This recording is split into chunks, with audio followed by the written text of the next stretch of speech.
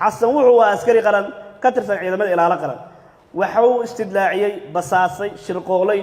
soo galiyay xiro iyo god uu ka tuuri haadan saaxiibkiis marxuum dable xooga xasan cabduqaadir ee sana farxaan wuxuu intaas raaciyay maalinkii ay diray marxuumkan inuu amiirkoodu u sheegay horjoogooda axmed u sheegay kuna dhahay askari kale ayaa la socdo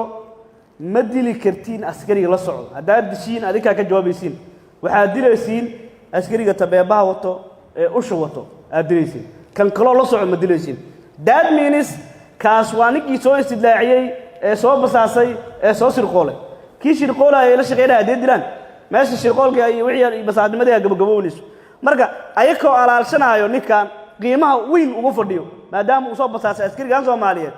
ayaa waxa lagu amray inayna dili karin waliba amar xoogan ayaa lagu soo leeyahay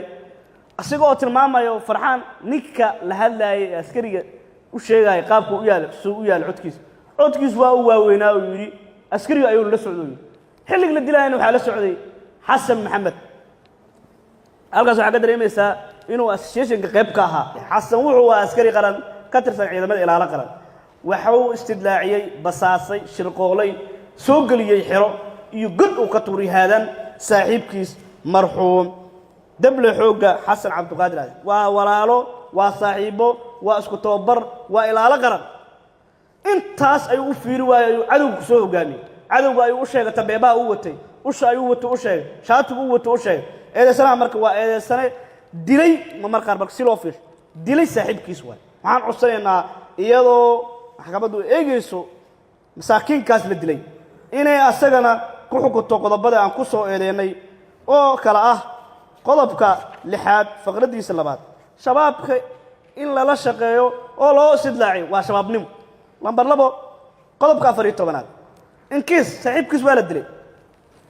intuu saldhiga tago inuu sheego wargeliyo oo baxo daba kaco wargeliyo ciidamada ammaanka waco 991 waco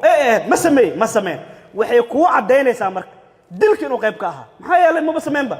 haddii ay ka badbaadin case maxaa inta u baxday ciidamada amniga wargeli weys ma wargelin maxay cadeynaysaa dilka inuu qayb ka ahaa haddii uu qayb ka ahaan sida shacabka deegaan garas baali ay wargelin lahaa ma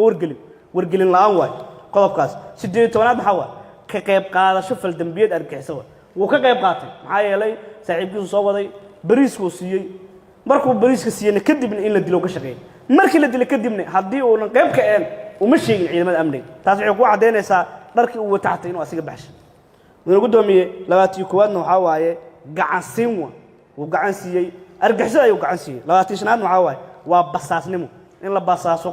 qof kale loo basaaso ma basaashaa u sheegay shaatigo wato wuxuu sheegay tabeeba uu xiran yahay wuxuu gudoomiye asigana waxaan codsanaynaa inay maxkamadda ku xukunto istidlaaciye saas u weyn oo saas u qamarjisan oo naf bilaadan ku maqan daawaye xabsi daa'im ay ku xukunto halkaas ay u gudbaya